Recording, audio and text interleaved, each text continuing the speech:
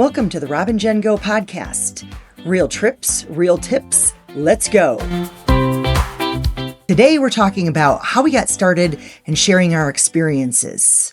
So we're going to start with, how did we get started? Well, interestingly enough, it was started with Rob and Jen Go RVing when we first got our RV and started camping and took a couple trips across country. And then as we sort of branched out and started getting back into cruising more often, we decided to drop the RVing part and just had Rob and Jen Go. Yeah, it was kind of a lead in for us to trying to find a hobby, something that we were both really interested in, and something that we thought we could focus on and share our experiences. So, some of the things that I think we've learned so far is that everybody travels differently. What do you think? Yeah. And, we find that when we were out on the road with our RV, just the different variety of RVs that there are, different ways that people experience camping or traveling or just exploring the country can be different just in that one method. But then as we started to reintroduce cruising and other trips that we've taken, we found that just in general, such a wide variety of ways that people travel. Yeah, I think we noticed that a few years ago when we got back onto cruise ships too. Cruising had changed a lot since the last time we had been on because we had taken a little bit of a break from cruising to do some other things. We get back on a cruise ship and man, we didn't know what we were doing. It was all different and we were in a post-COVID era and everybody was traveling differently, whether you were in an inside room, a balcony, a suite, whether people were exploring the ship differently, how people were even embarking and getting on. Yeah, and I think because we sort of came back to cruising right after COVID, you could see the way things have even changed in the last couple of years after the cruise industry started sort of reignited itself coming out of COVID. You would see a lot of people trying to take families back on, and it became a really economical way to have a family vacation. And now that we're a couple of years into it, the cruise itineraries have expanded. Cruise companies are starting to build more ships and go to different places, and you can really see the way not only has it changed from pre-COVID to post-COVID, but the way it's evolved in the last couple of years. So after being on the road, after getting back into cruising, and looking for hobby, we came up with the 4 C's. So 4 C's for us started out with cruising, camping, our cabin, and just chilling out at home. So we thought those were the 4 things that really represented us and how we spend our extra time outside of work.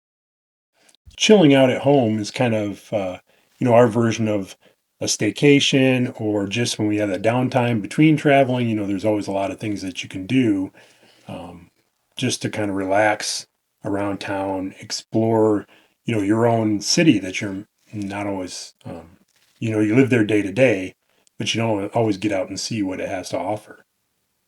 Yeah, that's a really good point. So in late 2025, we had some friends over for dinner, and we were really just talking with them about all of our experiences in traveling and where we've gone. And the two of them really said to us, you guys have a lot to share. Maybe you guys should share. And it had been a while since we had been on social media. We were both really busy with work and just really didn't have time to be out sort of in the new TikTok era and expanded Facebook and Instagram, YouTube, and really decided that, maybe they were onto something. Maybe we should share. So we went out, took a look around, and everybody was sharing their different experiences and building communities and communities of people where somebody could say yes, somebody could say no, but people were being, for the most part, fairly respectful of how everybody travels different. So we decided to take a dive in and built Rob and Jen Go, and then came up with all of our social channels. And I think for me, I'd kind of become sort of disillusioned with the whole social media. I mean, a lot of times when you go on there, you can see sort of the bad side or the darker side of the whole social media platform. So once we decided to take this splash back into social media and start our own content creation, you really do find that there's a better community out there. And you can find that, what we've really found is that among the content creators as well, that people are really willing to share and engage and experience their experiences and offer up, tips and be helpful. And it's really sort of opened my eyes and changed my whole perception of the way social media was, and found it to be some really good communities out there with some really helpful people. Yeah, I think one thing I really enjoy are the Facebook group cruise pages. Yeah. I think we found a lot of value in getting together with people that are going to be on the same cruise as us, whether people are checking in or asking about theme nights, if people have been on that ship before, or if people are new to a ship, maybe new to a port. For us, San Pedro is what we consider our home port when we're cruising. We're not East Coasters, we're West Coasters. So we try to focus a lot on San Pedro. There's a lot of digital content creators out there that live in the Florida area that do a really good job of talking about Tampa and Fort Lauderdale and Miami, but not as many people on the West Coast. So we decided to really take advantage and share what we know about the West Coast to augment some of the things going on in the East Coast. And I think what we've really seen as well is that the cruise industry has taken notice of that, and you're starting to see a lot more opportunities on the West Coast, and not just Alaska, but certainly Royal Caribbean and Carnival and Princess have all started expanding the offerings that they have out of the Long Beach, San Pedro area. And so much so that they're actually investing in a new cruise terminal. It's going to expand and be more deep water and allow some of the bigger ships to start coming over to the West Coast as well. That'll be totally exciting. I'm super excited to see some of these bigger cruise ships come in. This year, they started bringing in the Quantum class ships for Royal Caribbean. So we've had a chance to get on some bigger, newer ships, other than sticking with things like Navigator, which Navigator of the Seas, if anybody asks us which is our favorite ship, that's it. We've been on that one probably 12 or 13 times. Have to go back and count specifically, but Navigator is our favorite ship. We're very partial to the setup and the layout, the staff, and I know staff rotates between cruise ships, but we always find that we have a really good time when we get on Navigator, whether it's a 3-night booze cruise down to Ensenada or even a 7-night Mexican Riviera. We always have a good time. We definitely like exploring other ships, but there is something to be said about, the comfort of going back to a ship you're familiar with. And, when we get on the ship, it feels like it's our home away from home. It's kind of, with our, the whole Four Seas concept that we have. And the idea is sort of making each of those different adventures kind of feel like an extension of your home. So whether we're at the cabin, Yeah. or whether we're on a cruise ship, or whether we're camping, I mean, we like to make sure that our environment sort of has a familiar feel to it, because then it gives you an opportunity to go out and just explore everything around you and look for new adventures and new opportunities. Yeah, very true. So a lot of people ask us, what do we wish we knew before we went on our first cruise? And, our first cruise was quite a few years ago. It was back in the early 2000s. As we got back into cruising, it was sort of like really thinking about almost going back to a first cruise thought process and what do we wish we knew, what do we not wish we knew. So the first thing, we wish we knew before our first cruise was packing a carry-on with essentials. So we both carry backpacks. And backpacks are pretty common these days. People throw on a backpack and throw a lot of common essentials. Cruise ships typically don't allow rooms to be open until 1 o'clock in the afternoon. Sometimes it's 1:30 if people get off late and they don't get us on right away. So you've got to carry some things around. So things like swimsuits, medications, things you're going to need in that first couple of hours when you're on the cruise are good things to throw in a bag or a backpack.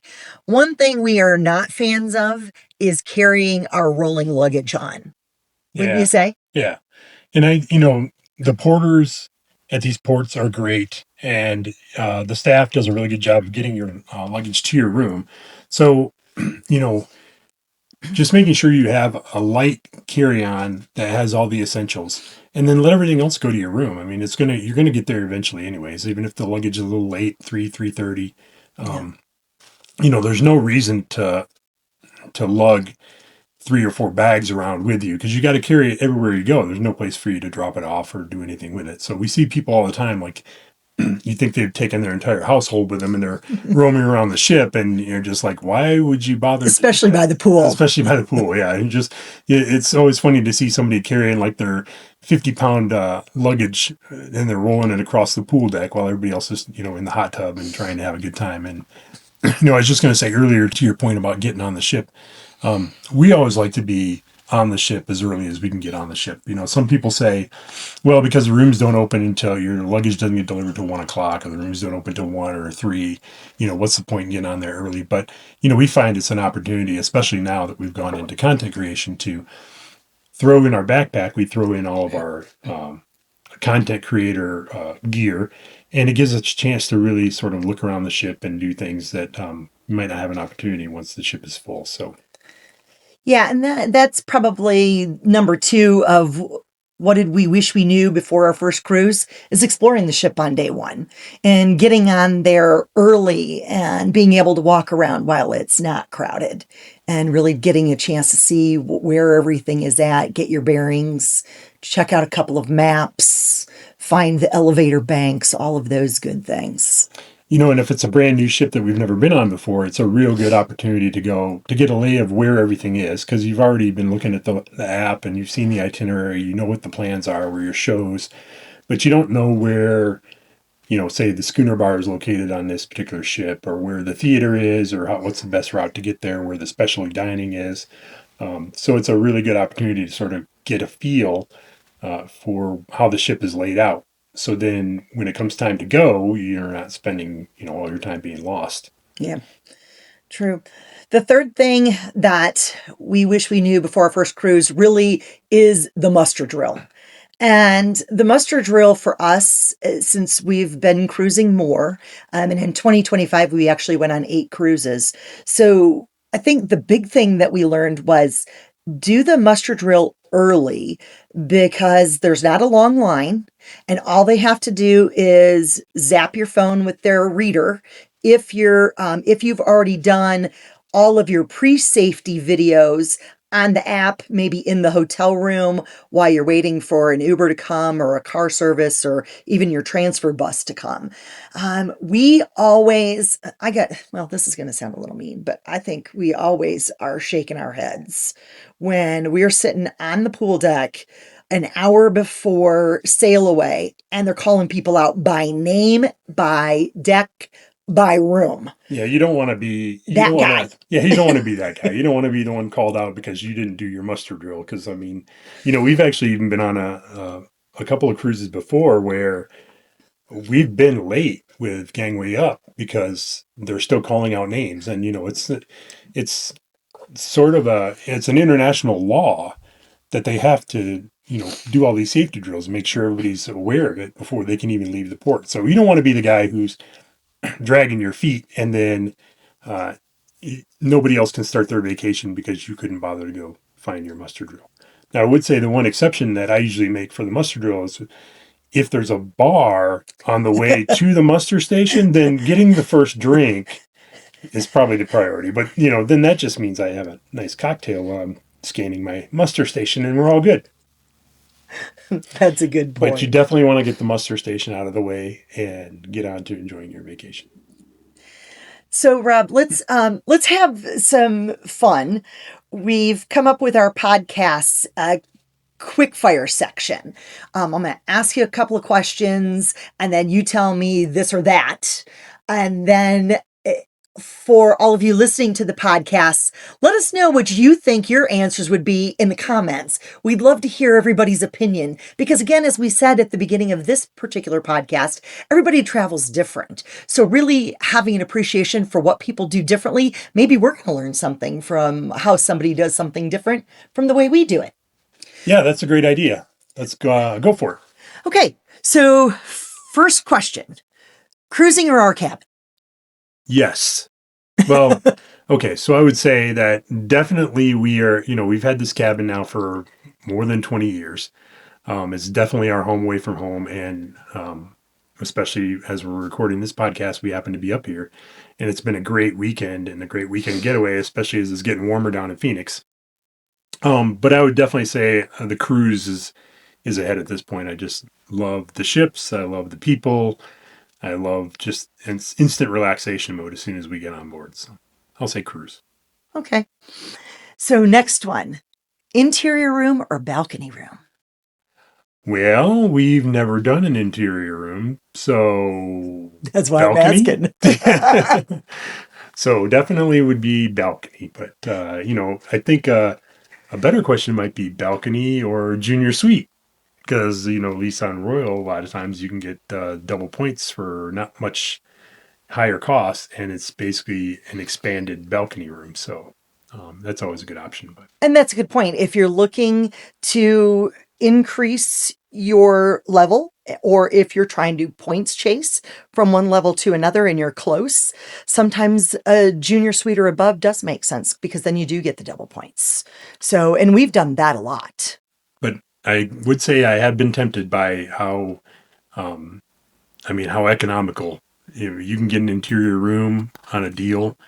You can cruise for. The value of cruising goes way up for what you get for your money. So I've been intrigued at trying an interior, especially on some of the Royal ships where they have the interior with promenade view. That's a good one. It's the kind of the benefits of an interior, but you have a view that you can look out and see instead of just a blank wall. So. Yeah, that's a good one. You want to talk a little bit about our first cruise ship? Yeah. So, Jen, you've been sort of taking the lead on these. I'll put this back on you because let's talk a little bit about what was our first cruise experience and what was our first cruise ship. So our first cruise ship was actually Celebrity Infinity. And I think I mentioned a few minutes ago, it was in the early 2000s. And it was a weekend cruise out of San Diego at the time when Infinity was going out of San Diego. It was a fairly new ship. It had only been built maybe 5 years before that.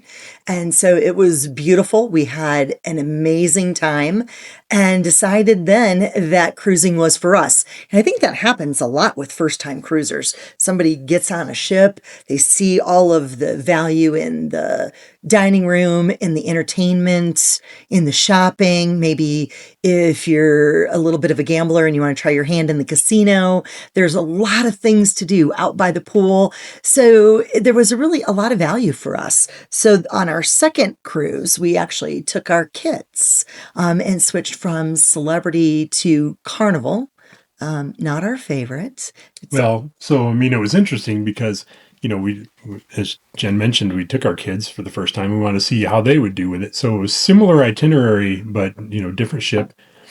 And our experience was that the kids thoroughly enjoyed it, and now they've become hooked on cruising. And we did not enjoy that ship nearly as much. So it was a good thing that the kids had a really good time because I think that sort of kept the momentum going. It might have sort of dampened our enthusiasm for cruising if we'd had that experience by ourselves. But as it turned out, that the kids had a really great time, and at 30 years old now, they're avid cruisers as well. So yeah, that's a good point.